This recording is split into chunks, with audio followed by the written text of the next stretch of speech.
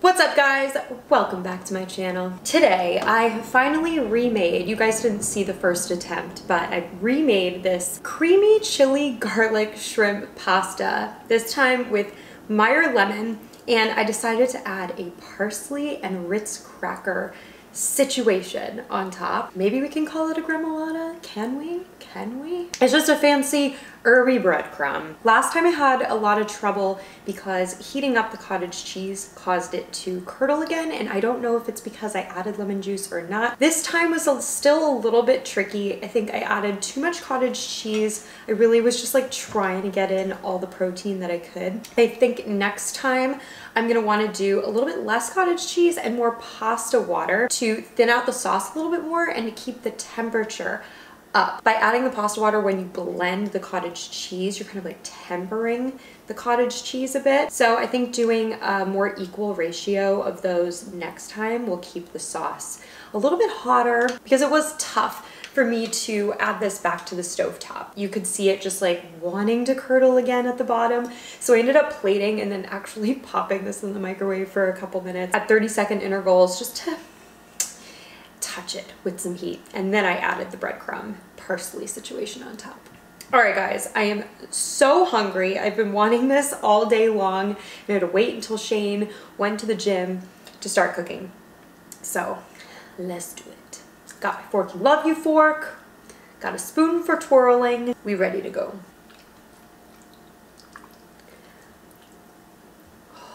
Ooh, it does look like it's hot in there. I was so worried. I'm like, oh my gosh, I'm gonna put this in the microwave. The whole thing's gonna curdle. It was a calculated risk, but one I was willing to take. All right, guys. Cheers.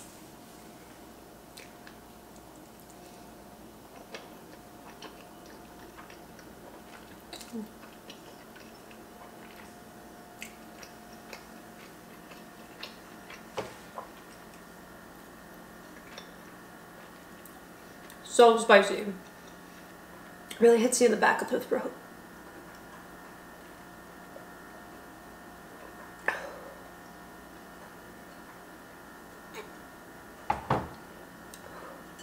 Also, on the side over here, I have extra of the Ritz Cracker Parsley Crumb. I just didn't want to cover the whole thing up when I presented it to you, but I would truly love to cover this whole thing in it.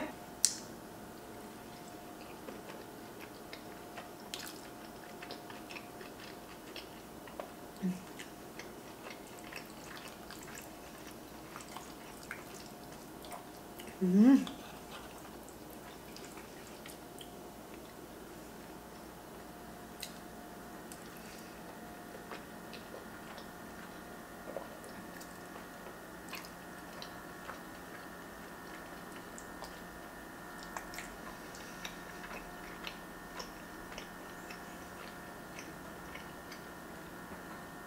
That means cooked properly. When your shrimp is in the shape of a C, it means it's cooked. When it's in the shape of an O, it means it's overcooked.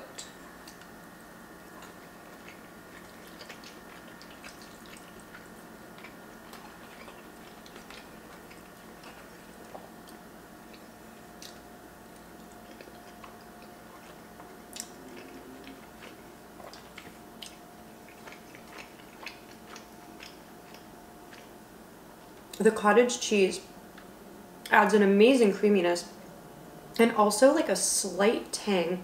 Obviously, we're also getting some acid from the Meyer lemon juice. I feel like the cottage cheese really keeps this light, even though it is a very creamy dish.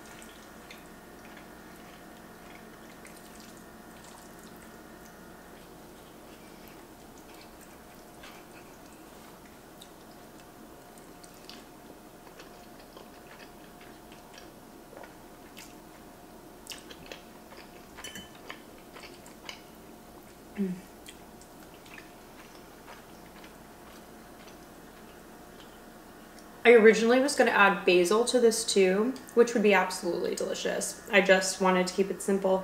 I decided with the parsley and Ritz crackers, oh my gosh, they're like instant delicious breadcrumbs. They're so buttery, so crunchy. You don't need to like make your own breadcrumbs. I don't know. I feel like they are just like an obvious choice.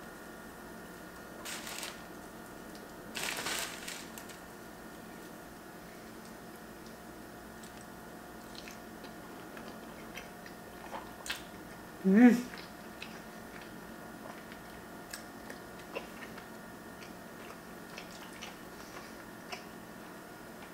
It honestly makes it, the parsley, the herbaceousness of it, and the crunch from the Ritz crackers.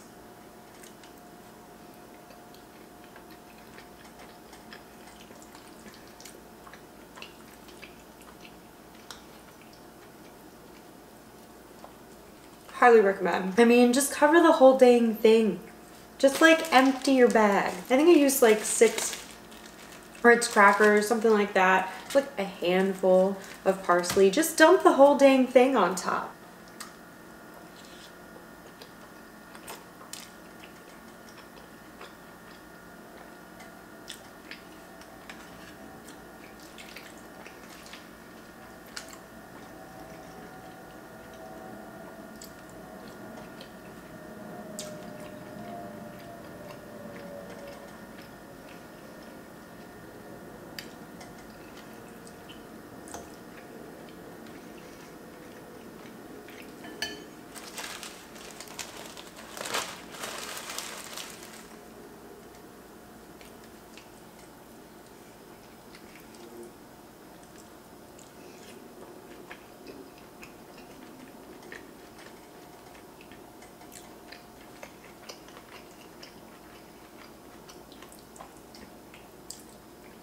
Mm.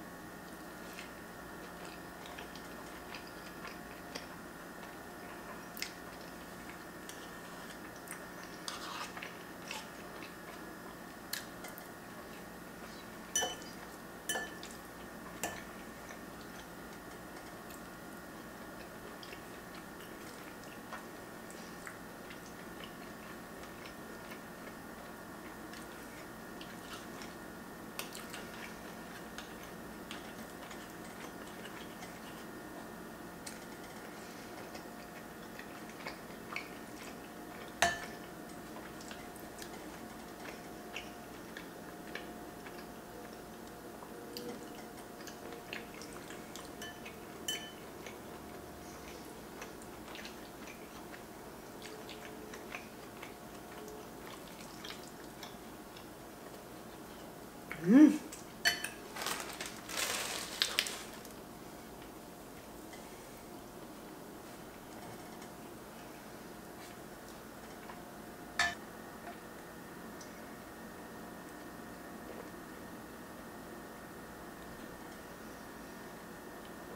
I love Sauvignon Blanc. White wine lasts so long in the fridge. I feel like this is probably nearing the end of its life, but it still tastes good. I'm definitely partial to New Zealand Sauvignon Blancs. I just love how citrusy they are. A little grassy, grapefruity, green peppery. I just absolutely love it. So somebody else asked, what does Shane do for work? Shane, when I met him, he was a mechanical engineer. He had been a mechanical engineer for like, I don't know, 8 years, 10 years, something like that. And he was in the process of taking the tests to be able to like apply for his MBA, his master's in business. That's like right when I met him.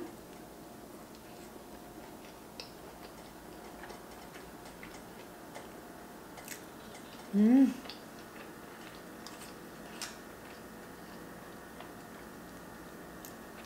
More lemon zest.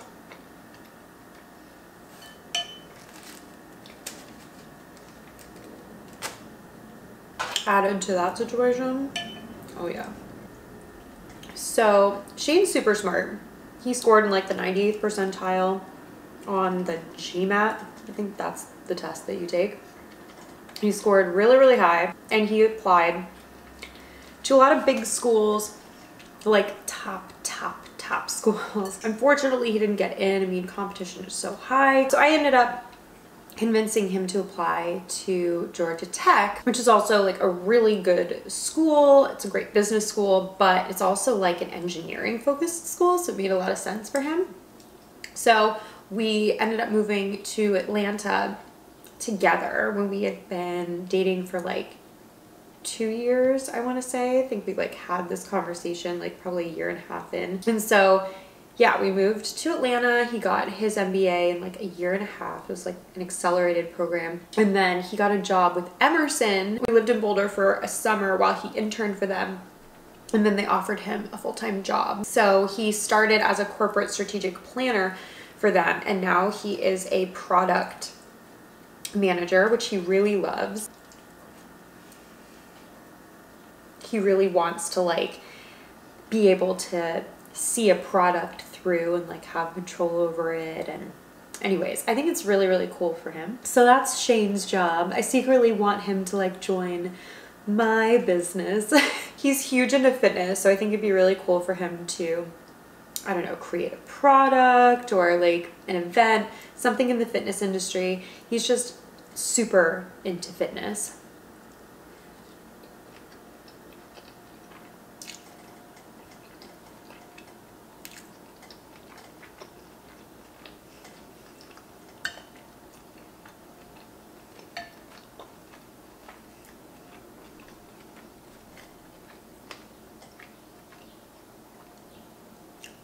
We have a kitchen.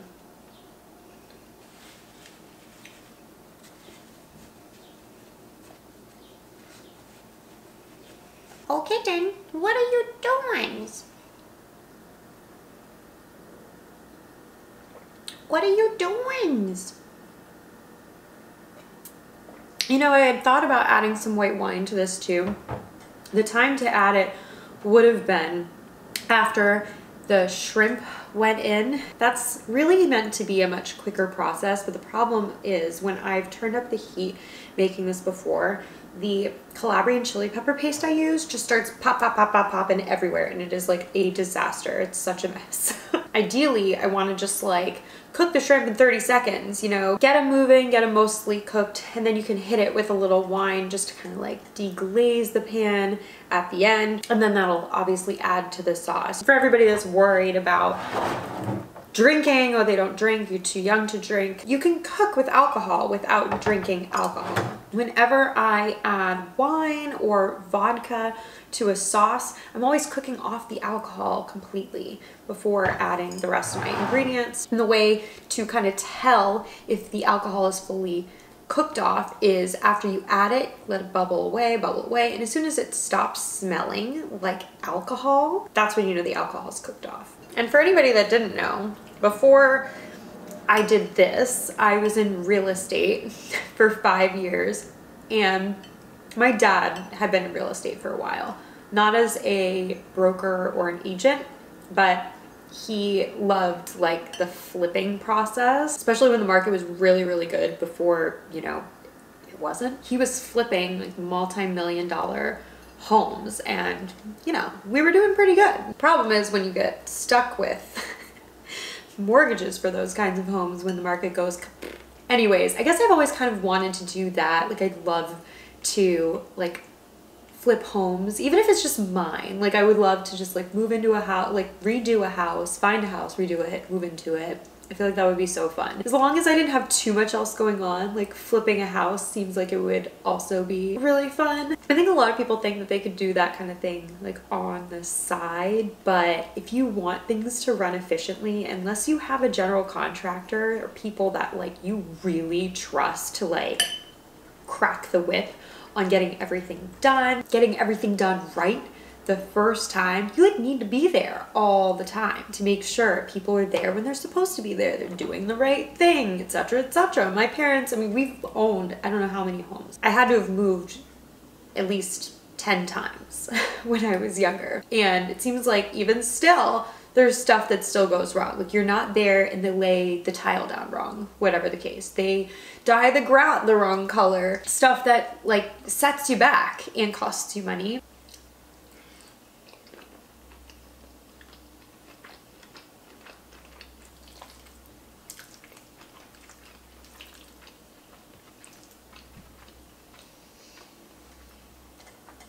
Anyways, so yeah, I did real estate for 5 years.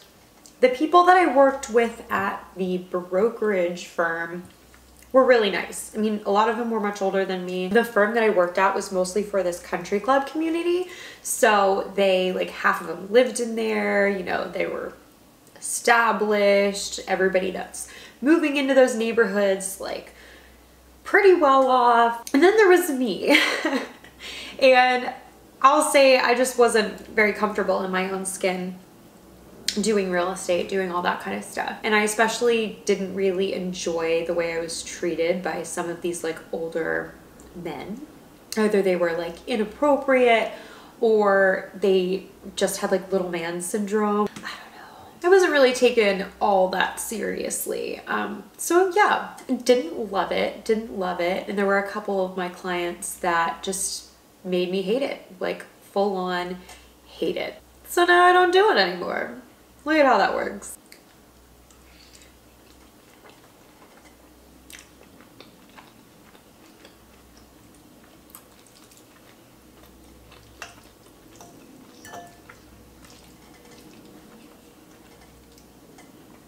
I mean, if you don't like your job and you are determined enough, I should be more than enough of an example / motivation to do something about it.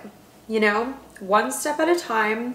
You have to just decide to do it and figure out the steps that it's going to take to get there. Break things into bite-sized pieces and take action. Nothing's going to happen if you just think about making a change.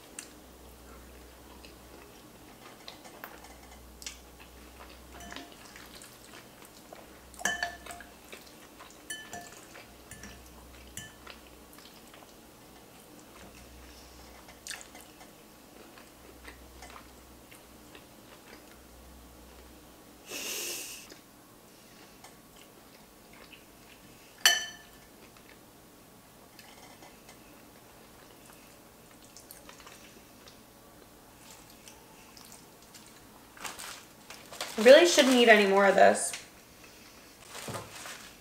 as I sprinkle more Ritz Crackers on my pasta.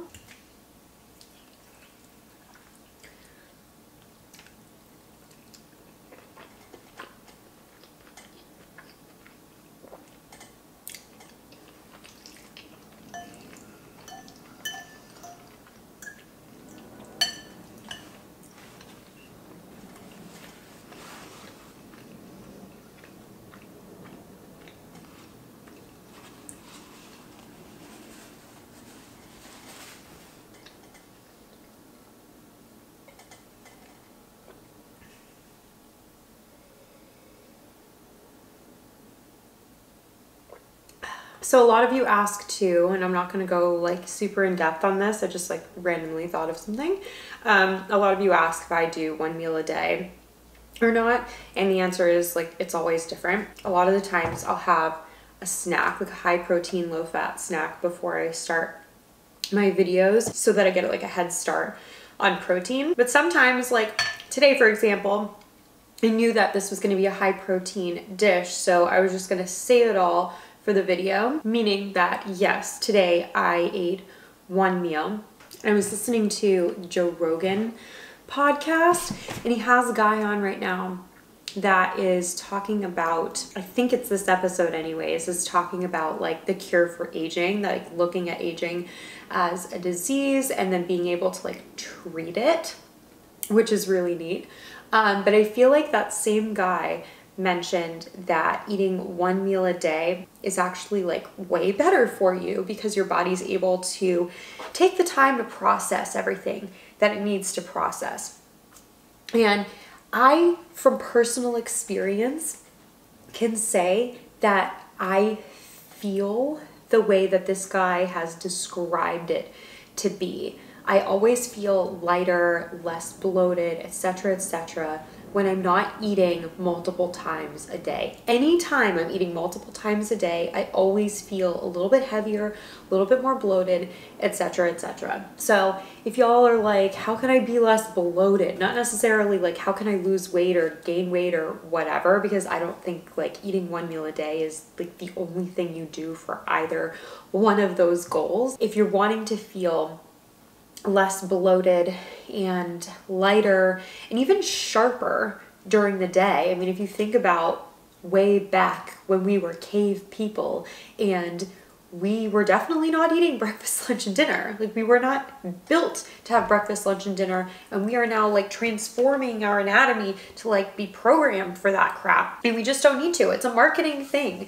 People want you to eat breakfast so that they can market you breakfast food. Same with lunch. Same with dinner. But when we were cave people, we were killing and catching our own food and eating it whenever that happened, which I'm sure was not for breakfast, lunch, and dinner. And when we were in our fast, that's the time we had to be sharp so that we could actually find and catch our own food. And I do feel that way when I'm working and I haven't eaten breakfast. I feel sharp. I feel like I have energy, and it's kind of like a backwards concept. And if you're used to eating 3 meals a day, then switching might not make you feel the way that I feel. Anyways, guys, I said I wasn't gonna really go into that, and I suppose there's like way more that I can go into it about. I'm gonna like listen to the rest of that podcast episode and we'll follow up on that subject soon-ish.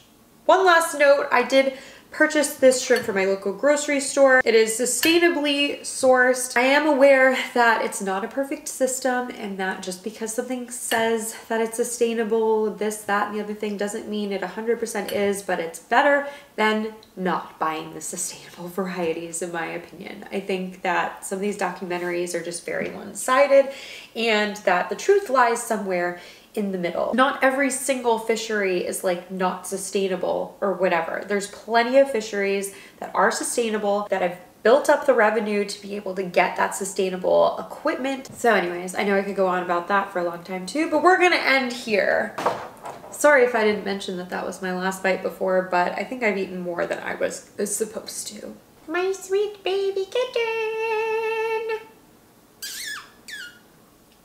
Thank you guys so much for joining today. I hope you enjoyed this macro-friendly, creamy pasta dish. I'm like really enjoying making them. Comment below, let me know, like, is this something that you guys would try making yourselves? You like weird about cottage cheese? We'll say cottage cheese to most people I think is a textural thing. So when you blend it, it really just completely changes the game. Comment below other foods that you'd like to see me turn into macro friendly. And when I say that, I mean higher protein, lower fat is typically the case. Not that there is anything wrong with fat, there isn't. But when you're trying to fit in a substantial amount of protein, like I am, it helps to keep your fats a little bit lower so that you can accomplish the protein amount while staying within your calorie range, your like budget, if you will. Which, by the way, is like the entire premise of my fitness program, Cake 2. If y'all are interested,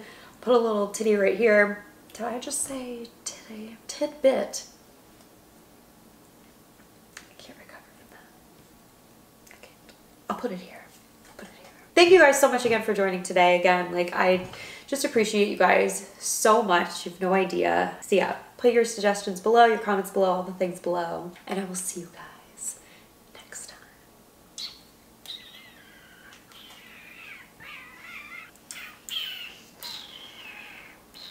Bye guys.